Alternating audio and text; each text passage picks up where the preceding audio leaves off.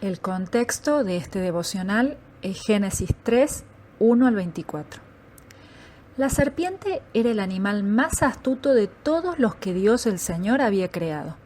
Así que le dijo a la mujer: ¿así que Dios les ha dicho a ustedes que no coman de ningún árbol del huerto? Génesis 3, 1. Algunos expositores bíblicos consideran que el capítulo 3 de Génesis es el más importante de toda la Biblia, el eje alrededor del cual gira todo el contenido de las Sagradas Escrituras. De hecho, si leyésemos los capítulos 1 y 2, omitiéramos el capítulo 3 y continuásemos leyendo los capítulos siguientes, veríamos que existe un vacío enorme que requiere ser llenado y explicado, porque resultaría evidente que algo muy importante ocurrió entre medio. En los primeros 2 capítulos del Génesis, el hombre se encuentra en un estado de inocencia. Allí todo es perfección, y hay una relación de comunión y amistad íntima entre Dios y el hombre.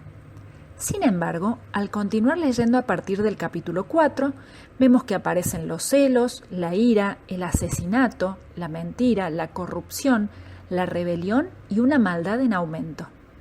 Entonces nos preguntamos, ¿de dónde provino todo esto? ¿Cómo empezó? La respuesta es simple: pecado.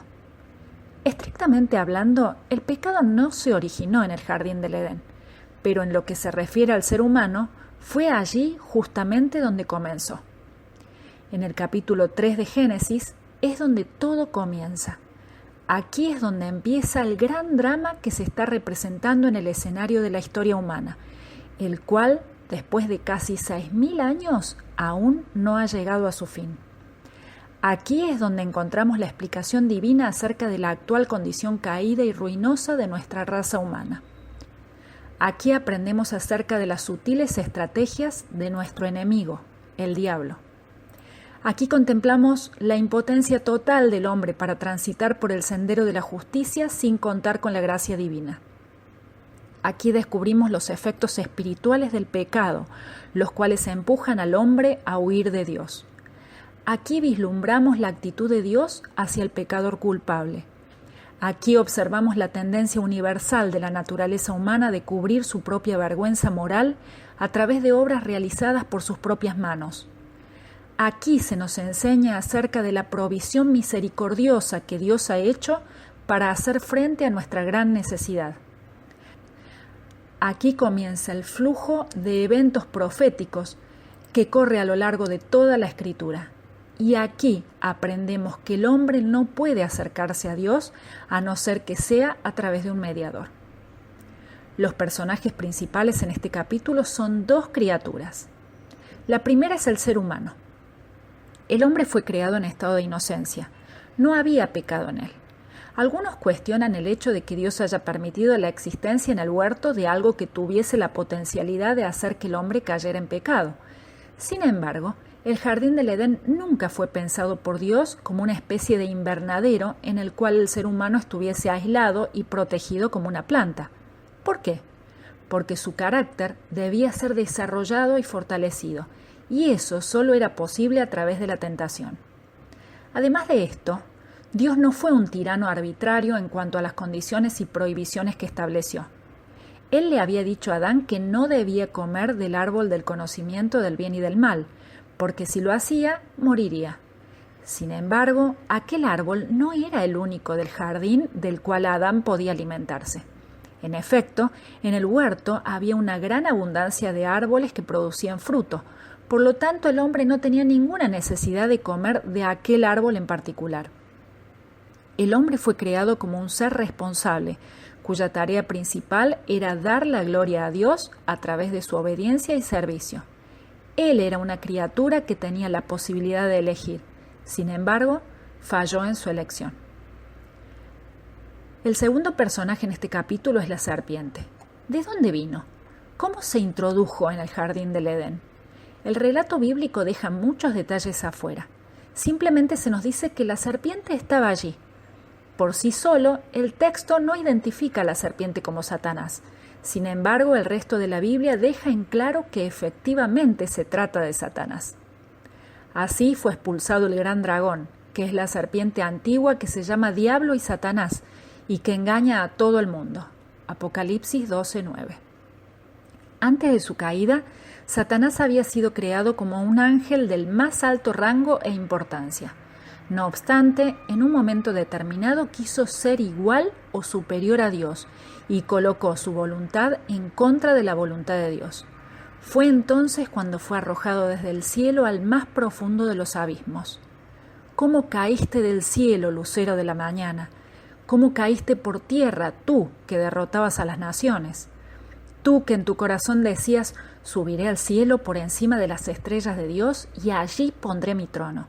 En el monte del concilio me sentaré en lo más remoto del norte. Subiré hasta las altas nubes y seré semejante al Altísimo. Pero ¡ay! Has caído a lo más profundo del sepulcro, a lo más remoto del abismo. Isaías 14, 12 al 15. Antes de este episodio, la serpiente era muy diferente al animal que hoy conocemos. De hecho, ni siquiera se arrastraba. Cuando un espíritu inmaterial necesita hacerse visible, debe encarnarse en el cuerpo humano o animal.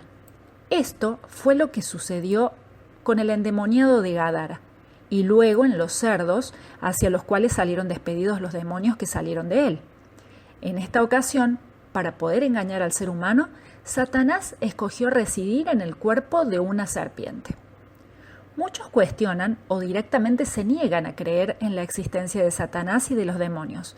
Sin embargo, la Biblia nos habla de un mundo espiritual que, aunque es invisible, no por ello deja de ser muy real y de tener una profunda influencia en nuestras vidas. Un átomo, una pequeña célula o una cadena de ADN son realidades que no podemos ver a simple vista, pero nadie cuestionaría o dudaría de su existencia.